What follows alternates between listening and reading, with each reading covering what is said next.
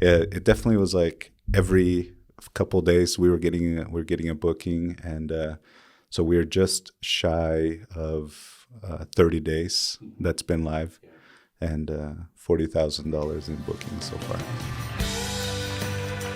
Hi, I'm Wyatt. And I'm Grace. And you're listening to Our Dad and your host of the Vacation Rental Revolution podcast.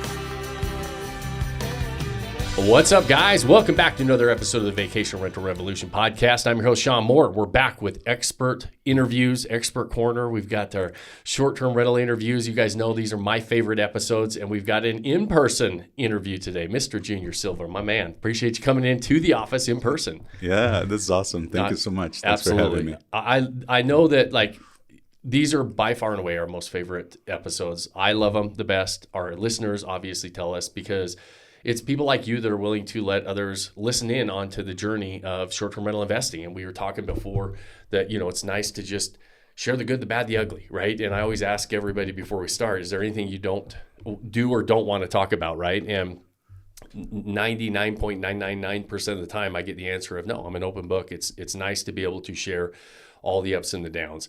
But before we get into that, I'm really excited for people to hear your story and your first property that you guys bought into short-term rentals and getting it launched and everything. But take us back to the backstory, right? I was you're in our backyard. We're Utah boys, right? And so, but you know, so tell everybody where you're from and what pays the bills and what got you interested ultimately in real estate investing. Yeah, so this is it's definitely something new for me.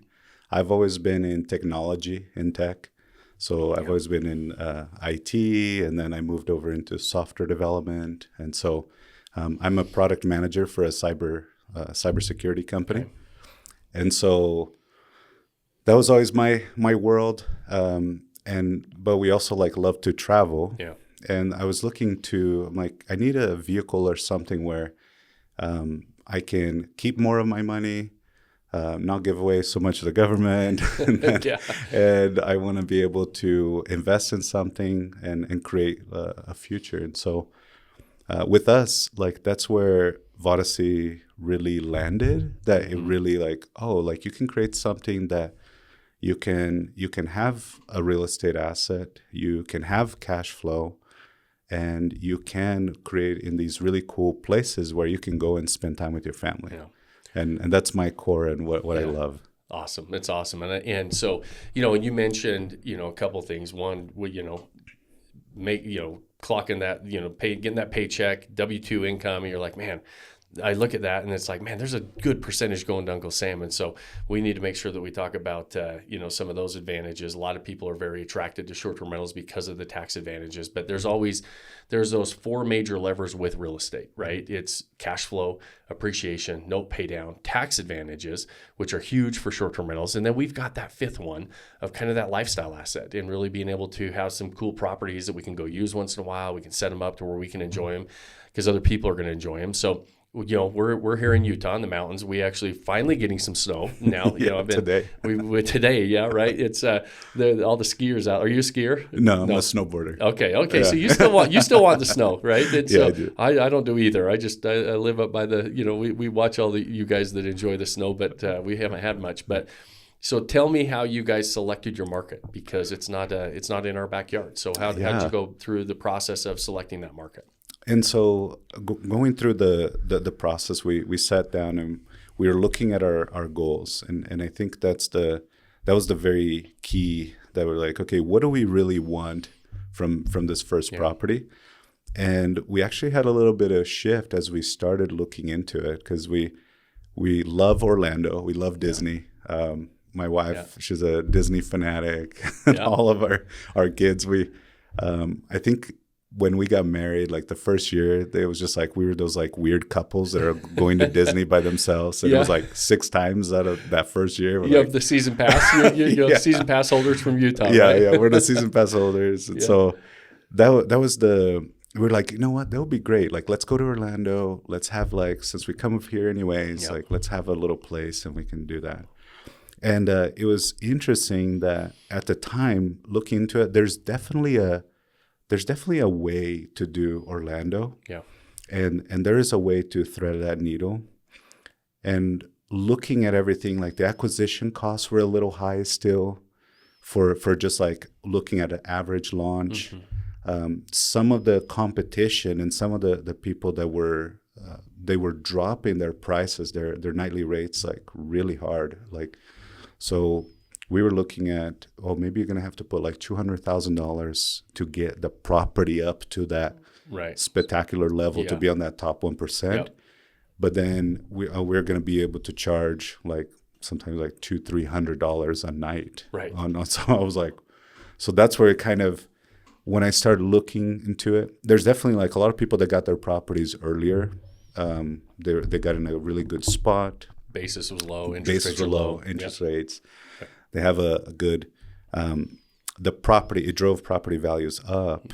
And then all of a sudden, for me to get that property value with a higher interest rate and what I was going to need in the property, it started feeling that there was going to be more risk. Right. And so that's when we were like, you know what if we pivot to, Tampa? And that's where we were looking at the market, and it was like market was still growing, demand was growing.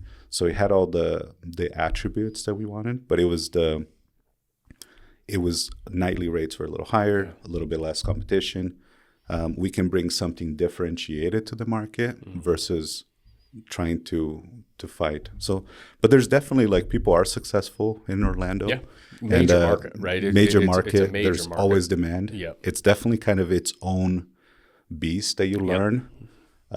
There are some things that I wanted to do there from my product management side. Like I'm always thinking of like, what's a differentiator? What's something unique and new that I can do? So there's definitely still some things that we want to put there. Like one of the signs, like it would be like this neon ice. Because we are park goers. And so like there's some things that I think would be a lot of fun there. But yeah, it won't be our first one. We will go into that market in the future, but it will just be in a smaller scale and a little bit different. There's a lot of properties coming off of there that are coming out with already someone put in $100,000, and then they're going to be coming back into the market, and I'm going to be able to. So we're going to look for something better. Did the proximity? Because I know that you guys were. I remember when we first started talking, it was we were very interested in the Orlando area, the Disney draw that you guys love so much as a family. Tampa's not that far, right? Yeah. And so you can still make it to Disney. Did that have any? Like I know that the investability looked a little bit better when we started running the numbers and making these database decisions that we do on the underwriting side. But were you still trying to stay in proximity, or was that just by coincidence? Yeah, we were you still wanted to. We still wanted to have. Whenever we go, there's always. I'm a beach guy. Yeah. My wife is a Disney. Yeah. So she's a Disney princess. I'm the beach bum. So I want to go to the beach, and then she wants to go to Disney. And so we were like, you know what? Like if we're in Tampa, like our property is like we're just like 20 some minutes from the beach. Yeah. And then an hour to Disney. Yeah. And so perfect. I got a little bit closer to the beach this time, but yeah. So it definitely was part of the strategy though. It was. Yeah. Love it. Yeah. Love it. And so we selected Tampa. Yep. What did you have specific criteria going into Tampa? Was it just based on price point, bedroom count? Like you guys ended up on the water. Was that part of the criteria? Like what was the criteria going in there? Yeah, so when we were looking at, we were going through AirDNA, and I'm a data person, so I was just running a lot of numbers and stuff there. And when we finally got to, I'm looking and studying the different pockets in Tampa, and then I started seeing where are kind of the top performers, where are they at, and that's what kind of drove into to look in certain areas. Yeah. And so we were looking definitely we're downtown and then some pockets of shoreline. And originally we looked at even possibly going further south and more towards the beach. Yeah. And we were looking at maybe we want waterfront. So we didn't think that we were going to get waterfront, but we ended up hey.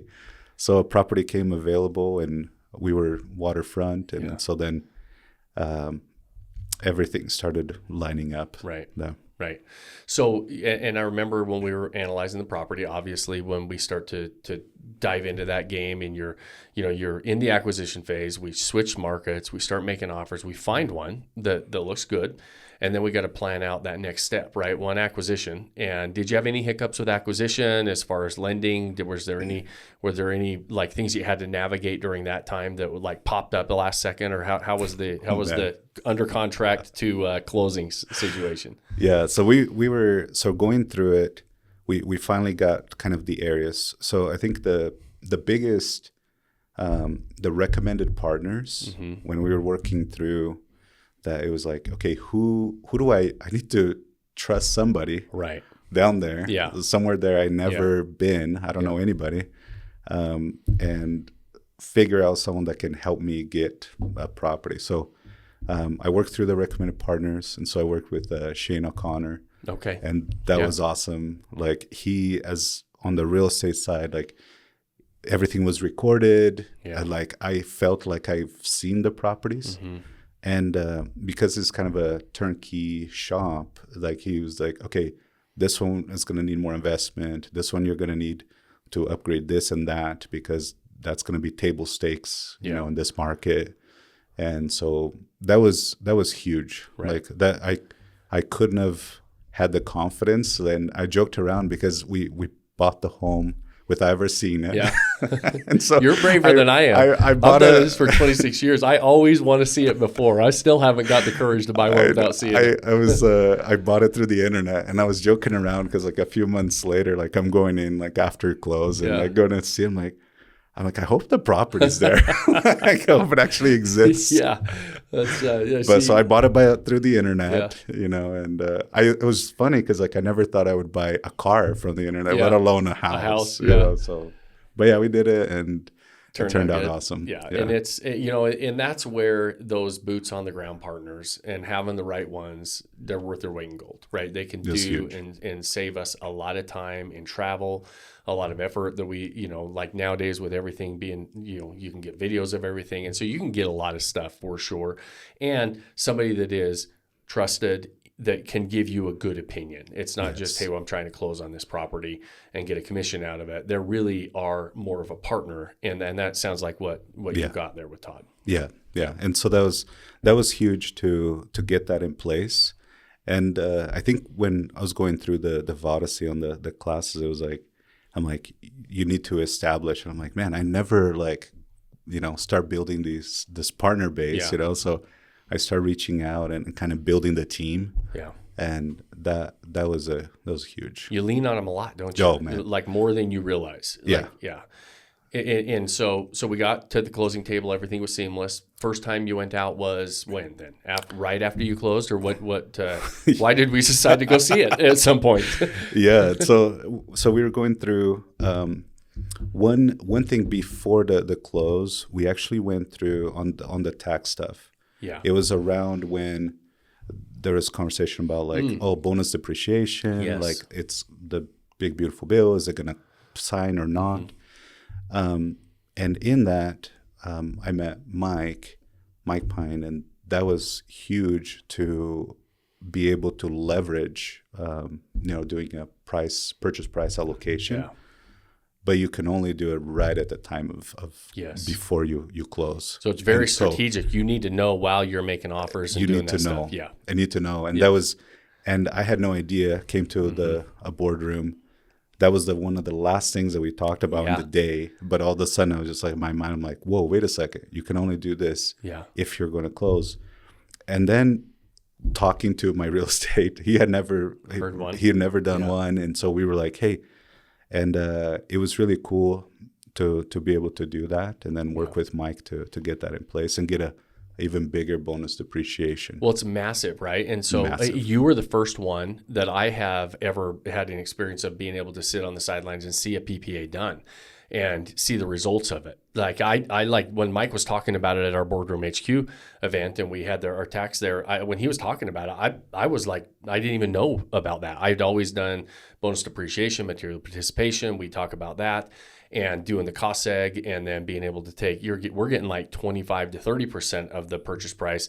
A PPA, you're getting significantly more than that, right? Yeah. We got like 70% more. 70% more, which is that much bigger of a write-off, and which ultimately you can, that's a huge reduction in taxes that you're paying, put it back into property. So massive, right? And so it is, the more and more I've learned about them now, and now, but you were the first one that I actually started really trying to learn about it, because I hadn't heard of it. And I'm like, man, this is massive. This is like 2 to 3 times as much of a write-off. Exactly.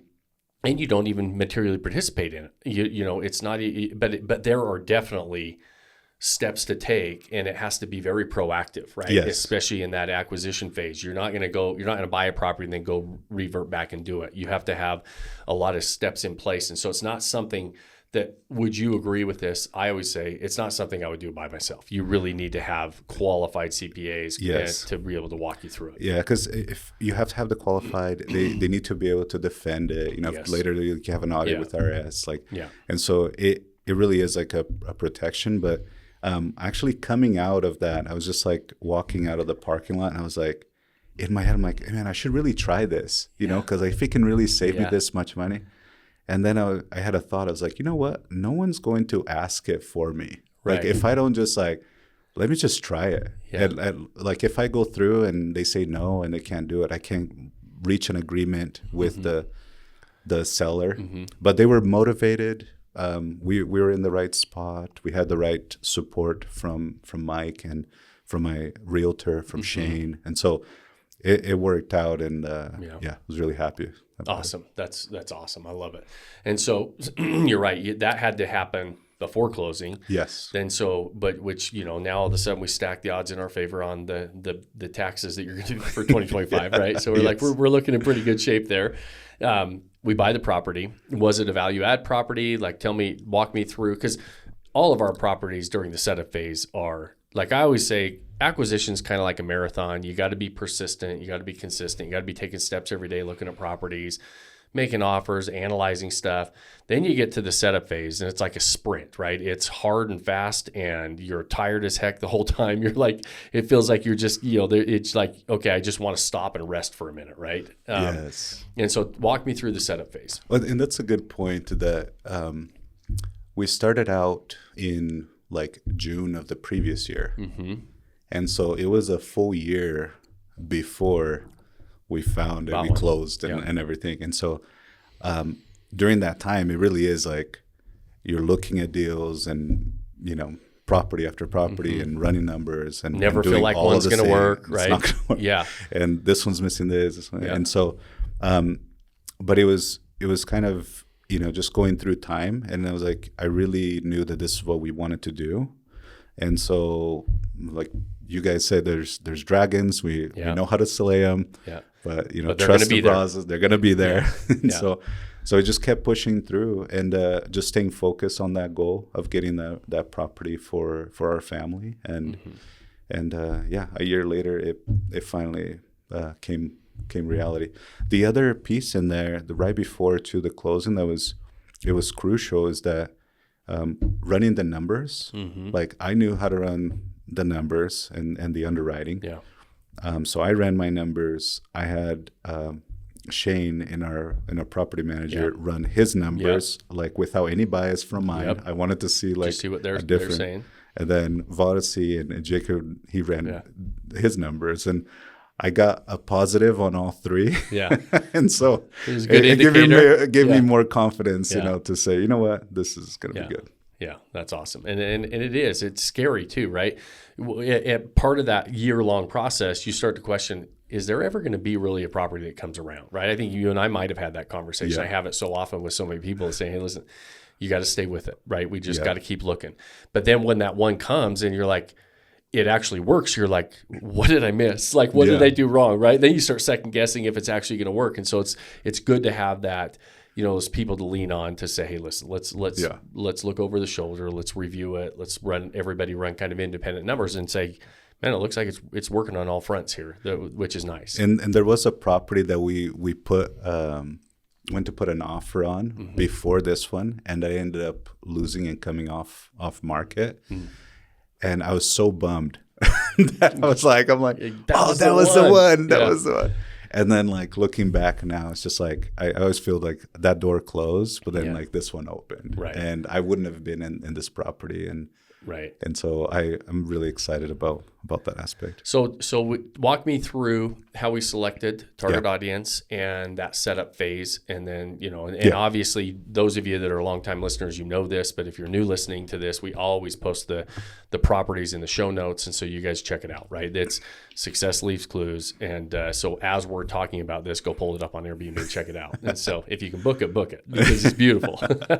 So yeah, one of the One thing that attracted me is that I in product management, I'm always looking at customer value. Mm-hmm. Like what's the value that I'm going to bring? And everything from Vodyssey was about like the experience. It's all about the experience, build the experience. And so I also love like having some play on the creative side. And so it was really fun. And I'm in tech. So I was like, oh, this is awesome. I get to create something. It's a product offering that I'm giving to the market. And if I nailed, the buying persona, the customer, all these things, like, it's going to have success. So that's where I kind of led with that. So I used AI to, additionally from my own AirDNA data, to just research all of the competitors in Tampa. I scoured all their reviews, over 1,000 reviews, and pinpoint different things, understand the demographic, who was traveling to those areas, what were the cool things. So I did it with like all of the established ones, but also the newcomers, because what are they coming in with, like anything new? It's anything differentiated that they're coming with that I'm going to be competing head to head against. And so I spend a lot of time, my wife jokes around on the research.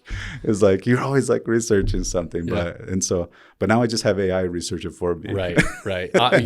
When you were showing me how you were doing it, the researching the reviews, I thought that was brilliant. I've been doing it ever since. And it's a really great way to say, hey, what are people mentioning that they love?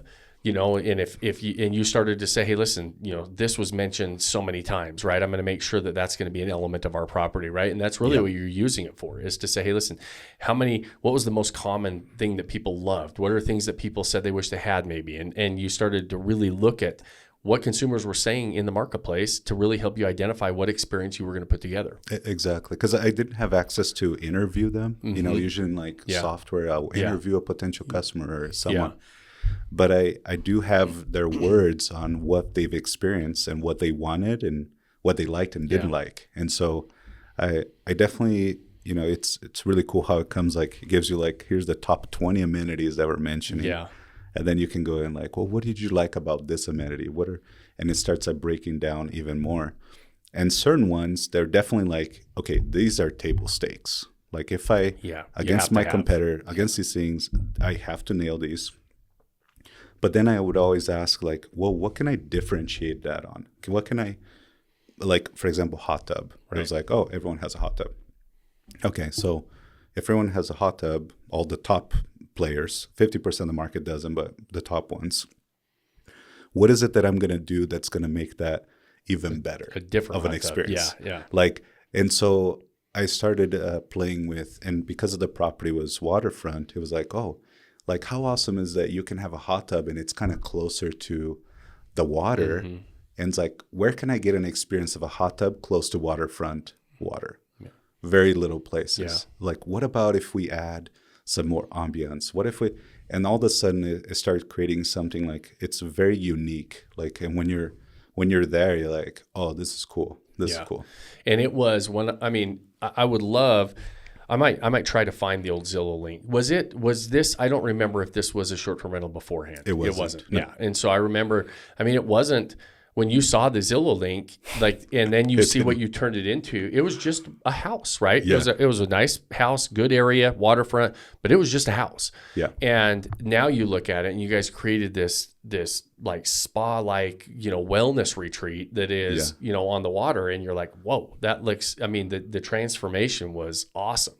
Yes. And so I know it wasn't an easy transformation, right? And then deciding what to do and what not to do, because we all have budgets, right? And then it's like, okay, I want to do all this stuff. And your mind starts getting really creative. You do this research. You're like, how can I make this better? How can I make this better? And all of a sudden we look at our spreadsheet and we're like, whoa, I'm way over budget, right? And so walk me through some of that stuff. That's definitely one of the things. And yeah, so from the vision side, I'm like, okay, if money wasn't an issue, and if I could create the perfect product without any restriction, what is the perfect product that this market and this customer that's going here gonna need, what gonna want? So that became a thing. Once I got that out of the way, it definitely like it's like, okay, I'm gonna need $300,000 to invest into the property, and then it's like dialing back to the, okay, here's our budget, what can we do here? But even dialing back, we ran into issues around like general contracting that all of a sudden we couldn't keep our like $150,000 budget. It was going to blow like another 70,000 or more. And the issue that I ran into is like in the properties, like, okay, if you're from out of state, I was starting to get quotes that were like, oh, to do this, 20,000. Right. To make this 12-foot run of plumbing, oh, that's going to be like $20,000. And so I was like, whoa. So that's where I had to just like really pause.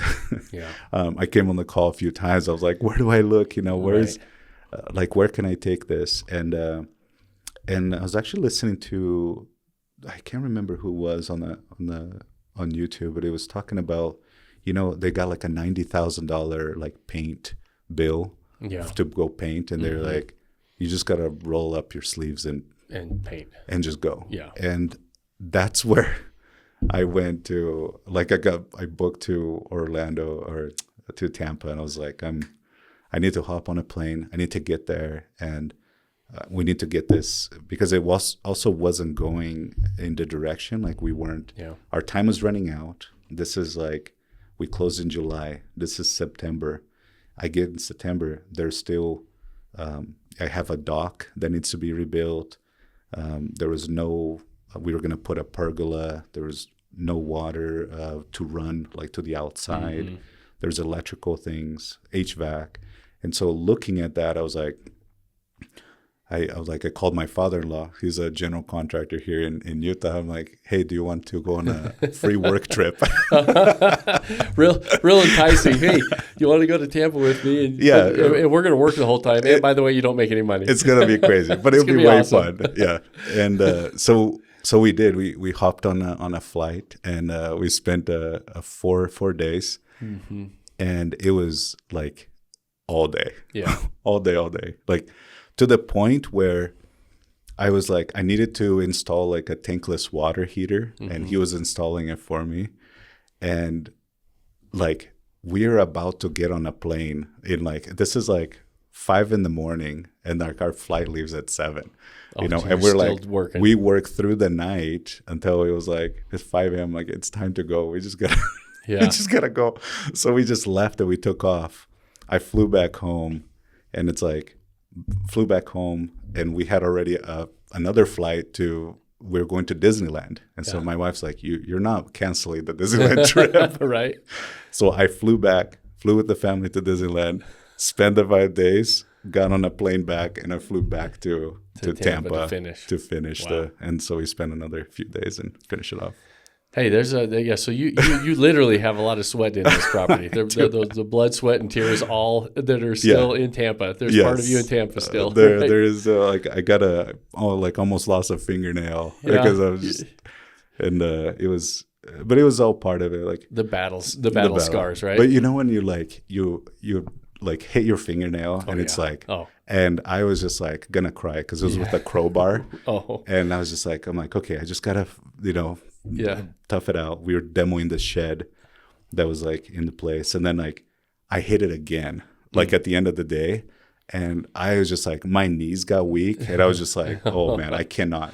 So I go to Home Depot, and I'm picking up a piece of lumber, and one of the top lumbers falls on it. Oh, that's just that third time I had water coming down my eyes. I was just like, I can't do it.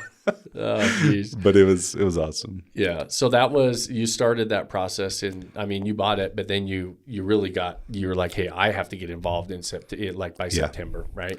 Yeah. And so how long did then it take to start to come together to where you could, let's start like getting toward that launch page where we're, and let me back up just really quick, just kind of to highlight the fact that there are a lot of challenges when you are going to be doing a lot of work, especially general contracting type of work from afar, right? And Yes. you have to be very diligent about how your bids are coming in. And that's where those partners we can lean on them a little bit more too. And sometimes we have to be, and they might not, like some of our partners don't have really good contractors and that we can lean on, but maybe they know somebody else that does, or other builders or something, and we can trust them. But when you don't have that lined up, it can be and lead to what you were leading to. Because I remember when we were talking about this originally, we're trying to look at where the money was going, and we're like, man, it looks like the general contracting fee is eating up a ton of your budget, right? And it needs to be spread across. I mean, obviously, a general contractor's got to make money, but a lot of times you get taken advantage of when you're not there, and unfortunately, and you know, it's hard to paint all contractors into that. It's not fair to paint them in that light, but at the same time you better do some due diligence, because it happens a lot, especially to out-of-town buyers and out-of-town, you know, investors that are trying to get work done. Well, and that's where I think the other aspect too, where it helped was the community. So in the community, like I synced up with Dan. Yeah. And Dan down in Tampa, like he was able to help. If it wasn't for, you know, the expert partners and community members that actually have running properties that have some of those contacts, that was huge. Like I wouldn't have been able to do, like we had like electrical and things that I'm like, oh, I'm not going to do it. Right. But it was, again, through that relationship, it was, they were able to come in, they did an awesome job. It was fair priced. And that's all that I wanted, right? It was like, exactly. Look, if it's like, if it's just like, you know, it's a good, it's going to contractor. cost, Yep. it's okay, whatever, then let's go for it. So, where even to give an example, just like the demo of a portion of the dock, it was getting charged like $12,000. And I was like, this is like a 4 by, you know, like 6, like tiny little area, like, and so I just grabbed a hacksaw and gone. Yeah, it was a lot, saved a lot of money. Exactly. So there's a few things that we're just like we're doing it. So launching, how do we get to the launch, and where do we go from there? So we got to the all the design, got everything. Like the design also was by AI. It's kind of funny to say this. Yeah. Oh, well, talk to me about design. Your design is beautiful, right? And you were showing me all the stuff, and we were looking at it, and I'm like, who does this? And you're like, well, I was on AI doing all this stuff. It had some really good ideas, right? Yeah. So we were part of the playing around, like definitely that there's some ideas on AI, and you'll see one of the, as you walk in, there's like a lit up archway that is like with an image, you know, with a bird of paradise and things. And so that's all that was AI. Yeah. So I could show you the original. Yeah.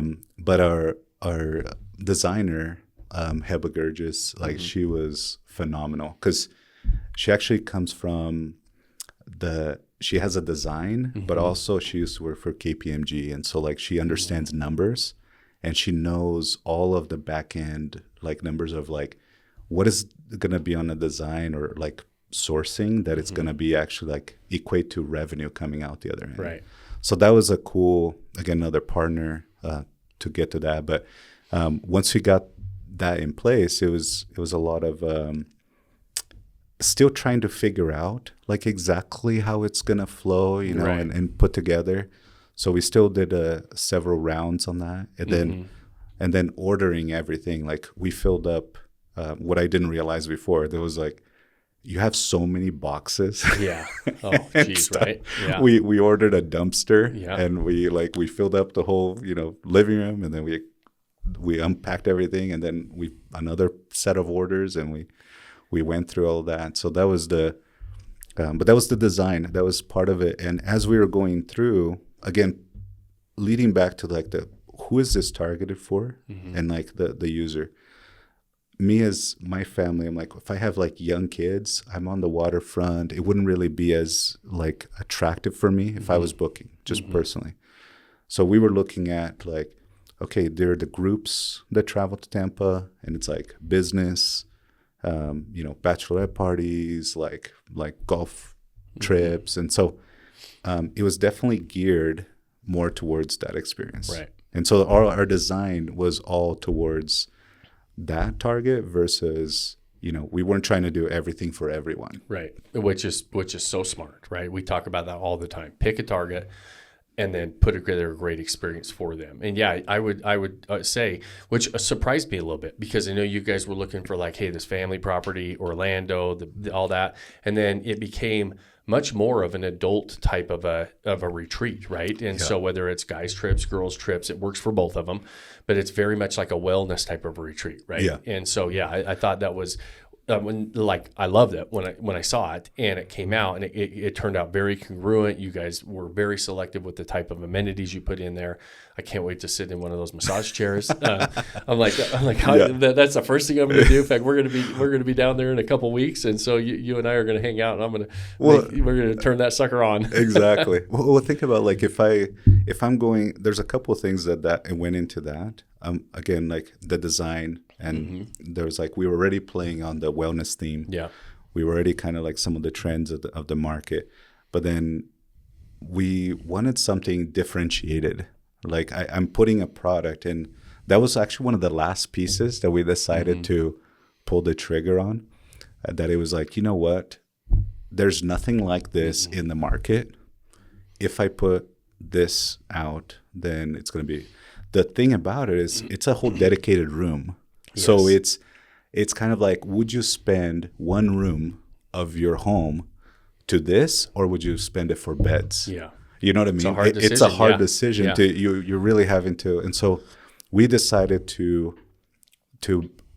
again, make up from some of the design inside, like our couch that turns into a full like bed through like for everything. So it turns into this huge thing that you can sleep like way more people. But then, so we got the head count, but we were able to sacrifice the room to make that experience. But that's where it's memorable, right? Like I always challenge everybody when you go look at these listings to see what stands out to you, because somebody else might be like, oh man, I love that pergola outside that has the flowers on it and I can just chill out, or like you said, the hot tub by the water. There's these different elements that you have throughout a property, and that's our goal, is to get them to remember something, right? It's like, what is memorable that I'm saying, oh man, that no other properties have I haven't seen any properties that have massage chairs like that in a dedicated room. It's like this spa type room, right? Yes, yeah. And it's those are, in my opinion, great decisions. I'm a big believer in you really those are the kind of elements you want in a property to help it stand out.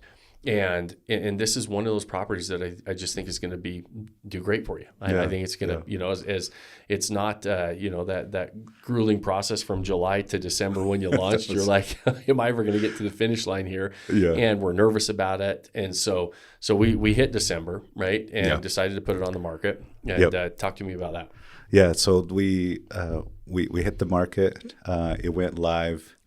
And on the first live day on the search from Airbnb, we got an 11-day booking. Nice. That's awesome. For December. Yeah, that's awesome. And it's just like it's been hitting. It definitely was like every couple of days we were getting a booking, and so we're just shy of 30 days that's been live. Yeah. And $40,000 in bookings so far. That's awesome. Congrats. That's and no surprise. Again, and like we were talking before we started the podcast, I think it's just, the nice thing looking at that is, sometimes you have these launches and then you book out a lot of your peak season and it looks like that launch is really good. Your launch has actually been very close to like December, January. We've got a couple in February, but you're really wide open for a lot of the big money months that you still have coming up, which is awesome. I love that. And I was really I was a little bit afraid, because I was like, man, I'm launching too close. It was like 10th or 11th in December. I'm like, everyone is going for Christmas. So, right.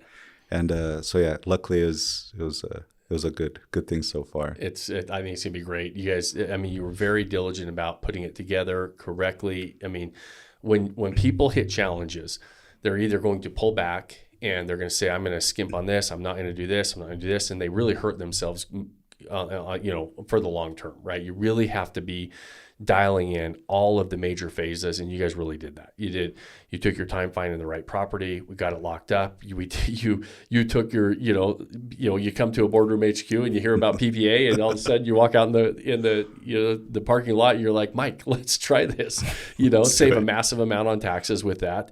But then also we are diligent about, hey, listen, how are we going to set this up? How are we going to create this great experience? How are we going to get this sucker designed and then articulated? You did a great job of, creating those lifestyle photography. So you have the right assets to articulate the property, the experience, everything else. And we're starting to see the fruits of that labor, and it's kind of fun, right? Yeah. And then the bookings start to come in, start to finally get some money coming in instead of going out for a while, and to kind of recoup some of those investments.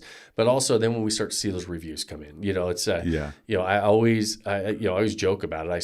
I swear that most of us like the reviews better than we like the money. Yeah. It's like, especially at the beginning, for whatever reason, we want to hear, what do people think, right? Yeah, and it's so exciting, you know, that like it was even on the, again, the target, right? Yeah. Like I've traveled a lot, and so like I'm doing things that I enjoy, especially if I'm doing business travel. Like I was like, sometimes you just get on a plane, it's not comfortable, you're there for hours. And so like, whenever I get to the first place, I'm like, man, I need a massage. I am dead. Yeah.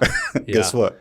I made an experience of that, right? Yeah. Like, it's like, you know what? Yeah. Like when I'm coming in, and I plan to, as soon as I land, I'm going to go and spend. And also have like that wellness theme that with like a spa-like experience, you also can create, I don't know yet, this is the hypothesis, so we're going to see how it goes, but it's easier to return. Yeah. Like it's a wellness retreat. I just want to clear my mind a little bit, like just retreat away in a wellness. So yeah, that's kind of the idea there. Yeah, we're giving them a reason to come back, right? It's like, and that's what it's all about. It's like, hey, listen, I need to attract the customer, convert them, and then I need to retain them, right? I need to get them to say, hey, let's repeat, let's do this again. And you're right. If they have a great experience, it was a recharge, you're like, I could use another recharge, right? Yeah. So well, that's the thing, because it was even for me when I went to work there. I was like, man, I had to do some work while I was out there, and so I'm sitting over there by the water and working on my laptop. I'm like, this is so healing. Yeah. Like, this is awesome. This is nice. Like, and then like a manatee goes by.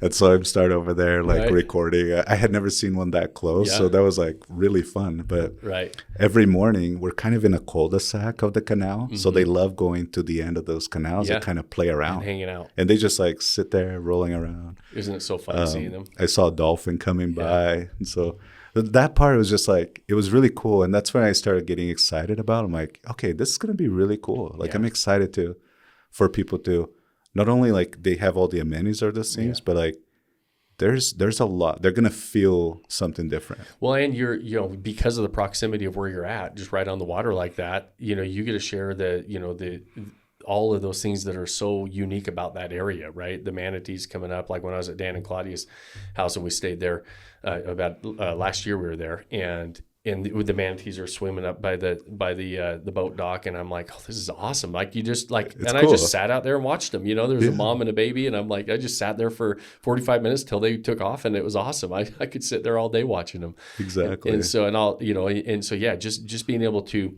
You put all this stuff in, but then you're also allowing them, because they're just hanging out and they've got a good spot to hang out, all of a sudden they can take in the great things about the area too, right? And things that we probably people there, like we are here in Utah, we take advantage of, the mountains and everything else. We don't realize how lucky we are to have that. When you go to these different areas, you're like, man, this is pretty awesome, right? It's really cool. Fun. And I think the other thing that was really cool in the design when we were going through is that trying to make everything intentional. Yeah. It wasn't like, I'm just going to try to cram more. And because a lot of times, like, we actually like remove things. Right. Like we had like, oh, we're going to do an arcade and an air hockey and a foosball. And then for the space, we were like, you know what, let's remove this. It's kind of doesn't it's starting to dive away too much from the feel, and so it still feels like it's the same. And then the one thing that we did add to the things, like, so we added the huge pergola in the back, right? We went the whole length of the property, so that's a custom build. We had phenomenal partners that were building. Part of being so close to Orlando is that there's people that have done all sorts of work in Disney and Orlando. So actually one of our builders that we met through Shane, they used to build for Disney. Okay. And so that's where you're going to feel and you're going to see the quality of those archways, and they're lit up, and the lighting. It's super high quality from that. But then it was cool that we were like, I was like, man, I would love, like, right by the water, a little day bed, a swing, that I can just like lay there and just kind of watch. Because it's also, when we were getting the property, I wanted something for sunsets. Yeah. And so there's like, it's a really cool view of sunsets. Yeah. It's like, I haven't been able to articulate as well on the photos yet. Yeah. There's some of these things that I'm like, man, I got to show some of these sunsets to people. It's hard because, when you're there for the photo, you're like, oh, I didn't get the sunset today, but if I would have, last time they were awesome, right? So some of those things you're like, okay, I've got a great view of the sunset. I just got to get the right one. I got to get the right. And you will. Yeah. It's like, you got to go there more often, right? Yeah, exactly. So give you an excuse. I got to go get my sunset photo, right? And there's some fun, like, night things too that like Carly loves. She always wanted, like, I want to watch a movie from the pool. I love watching movies from the pool. And so we were able to create, again, with a little bit of like an experience there. And we have like, you can watch a movie in the projection from the pool. That's fun. Like there's a lot of, like, I haven't been able to articulate all of that yet. Yeah. So I want to be able to do that. When I go there, I'm going to take some pictures and love it. To do. It's I think you've got a bright future with that one. I'm excited about it. I can't wait. One of my favorite parts of what we do is I get to check out some of these properties. And so in 2 weeks we're going to be down there, 3 weeks, right? Yeah. We're going to be down there and hanging out for a few days and doing a little workshop. And so I'm excited to go check it all out. So I appreciate you coming up for the podcast. Before we wrap up, I always put you on the hot seat and ask if you had to go back, like lessons learned, advice you wish you would have gave yourself. Like for the next one, what do you wish you knew when you started that you know now? That's a great question. That's a great question. If I were going through and doing it again, which I will, the design and planning time, I would shorten that period on the execution. We were rushing and trying to get everything in by December so we can get the bonus appreciation this year and all of that. And so, but definitely like where we lagged, like in my execution, knowing what I know now is that, after I was closed to where we really, things began to crank, we were still doing some things around design. We were still planning things and I still haven't got all the numbers of contractors and budget. And so I would definitely shorten that up. Was it because you felt like you were overanalyzing it, or did you take for granted how long it was going to actually take you, so you put it off? Do you see what I'm asking? How would you shorten it? Part of it was I was going through this my first time. Like I have my home. Right. I've never bought an investment property out of state through the internet without ever seeing it. Right. And so a lot of it was like, okay, we're just going through the lending and there's just like going through, you're like, is this really going to work out? Like we got everything in place. We ran into a little dragon with around insurance costs. Yeah. Insurance costs in Florida. It's Florida on waterfront. On waterfront. It was a lot higher than we had planned, and so there was I had to quickly get like quotes from a bunch of things. Again, I leveraged the community. I got who I went with. I got them through the community, and they've been awesome. And so that was part of it. It was like, okay, all right, we did close it. Okay, cool. All right, now we have to do all this. Let's do the design. And then what I didn't account for was like the time. Like you can't just get like right away. It's like Right. time for the design. We got to get measurements. We got to all of the things to get to have in place. And at the time, like Mike was like really busy and a lot of other projects, like, I wouldn't even be able to look at this for another like 2 months, Right. And so it was like, okay, well, I need to get sooner. something Yeah. now. And so, but I think just kind of that pivoting and going through, there's a lot of things I've loved about the process. But that's what I would definitely change. It's a great point to make that we don't have come up as often as it probably should. We talk about how grueling that setup phase is, and getting that great experience designed and implemented and everything else. But just planning it out and understanding there's a lot that goes into it, and there is a lot of waiting. Like when it's getting the measurements, getting quotes, getting stuff. Like, I mean, it's just there's time that takes in between. And like you said, you closed in July. And, we really didn't get started heavily until September, right? Yeah. And that's a pretty big gap. And so you're like, you've got a couple months in there, and however we can shorten that. And it's hard because the most obvious time to try to shorten it is while we're under contract. But how much money and time do you want to spend on something until the closing's ready to go and you're actually going to end up getting it closed and all that stuff, right? So we're focused on that part. So you do have to budget either that extra time, right? I always say it's an 8 to 12 week process usually to get a property set up and launched. And when I say that, first time investors especially, they're like, what are you talking about? I'm going to be launched way before that. And the reality is you really probably aren't, right? And I think that you're saying, like, you're seeing that and saying, hey, listen, it was a lot. It was 5 months for me, and we're talking about, 8 to 12 weeks is 2 to 3 months.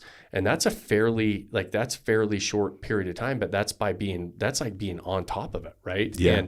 And so, I think it's a great point to make. Well, and like I could like initiate the conversations earlier to schedule things when it was closer to close versus I waited till it closed to have then the I initial went to the conversation. Then I like all of a sudden I'm like a few months out, and I was like, and the more like it just kind of pushes on the end, right? Because then all of a sudden I have to carry that mortgage for 3 or 4 extra months. That's money I could have put into the property, right? And so those are the things. And little things, like you mentioned earlier, you were saying, and this is I remember this because it's something that almost nobody thinks about, is the amount of garbage you have in boxes and packaging. And everybody's like, we always ask, well, what are you going to do with, like, who's receiving this, or what are you going to do with all the boxes? And everybody's like, I'll just run it to the trash, right? And you're thinking, I'm like, they don't realize there's truckloads of this stuff, right? And it's literally a logistical issue that you have to somehow deal with. And so it's just all those little things as well. And you learn along the way, and hopefully you have people that are like, hey, listen, think about this. But even when you're saying, hey, listen, here's this step of the process, and we got to think about this, even little things, like you said, have the conversation earlier, because that's not in the checklist, right? It's like, have the conversation, because that moves your time frame up by 2 weeks, right? Instead of by initiating it early and getting on the schedule closer to the close date, than initiating it all after, right? And those little things, very, very good point, and can save you months, really, if you're stacking thousands of dollars. And lots of money. Like you said, it either stays in your pocket or it could go into the property. Exactly. And I think in that budget, like, especially when you have like a $300,000 vision and you're trying to bring it down to like, okay, what are we actually going to execute? And when you're making those trade-offs, it's like, all right, here's this is the trade-off that we're going to make. And you always end up with, there's things that are kind of like, if you look at all the images or the things, there's experiences that are like right there below the line. And you're like, oh man, if I could have just one more. One more month payment, I could have had that. I could have just had that. I could have had that one. It's so true. But that's the one. But it turned out nice. It turned out not nice. It's beautiful. I think that, like I said, future looks bright on that one. And I'm excited for you guys. I can't wait to see it, really. It'll be fun being down there, checking it out. Those of you that are listening, as always, in the show notes, go check out The Dawn in Tampa, right? We'll put the Airbnb link in there, and so you guys can check it out. So, Junior, I appreciate it. This is an awesome conversation. I love it. I love you were able to come in to the studio in person. Yeah. And we finally have a little snow for you. Maybe you can be snowboarding here next week. You need to snowboard and then go down to the beach, sit on the water. Right? I know that's the best of both worlds. Exactly. Right there. Exactly. You just get away. My wife is going to be, they were coming with us to Tampa, and now they're not, and she is bummed, right? She's like, she is not a snow girl. She is. Yeah. She wants the beach. She's a beach bum. And I'm going with my wife, so there's going to be a sprinkle of Disney. Yeah, I can't wait to see it. Yeah, I can't wait. We're going to go a little Disney for sure. But yeah, that's why I like, you're an hour away, right? So you can, it's just you can go enjoy it. Off and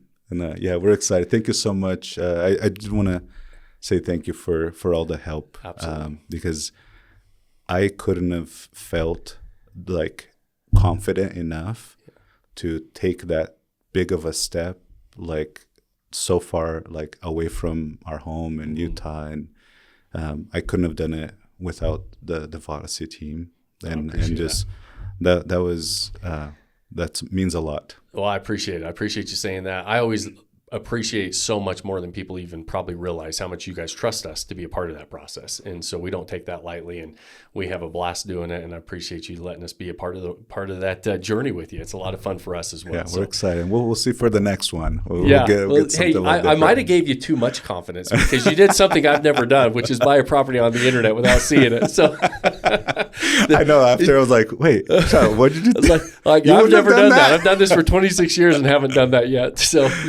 that's awesome. I love it, and I appreciate you saying that, though. It's great. No, that's awesome. Thank you. Appreciate it. Absolutely. Awesome, guys. Well, you guys listening, at the end of every episode, I ask you two favors. The first one is we don't run ads or sponsorships on the show. The only way the show grows is if you guys share it, and you think somebody else might be that would be interested in part of these conversations, walking into this game with their eyes wide open. That's our ultimate goal here at Vodyssey, is to share the good, the bad, the ugly, so that you can decide if short-term rental investing is the right fit for you. And if it is, we want to help you stack the odds in your favor. And so share the show. If you have more than 30 seconds, like it or review it on whatever platform you're watching or listening on.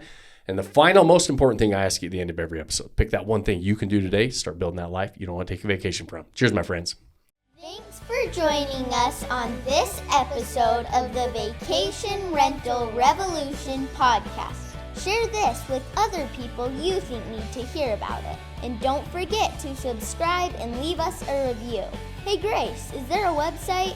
Yes! For more amazing content and expert advice, visit Vodyssey.com. Thanks for listening, and we'll see you on the next episode.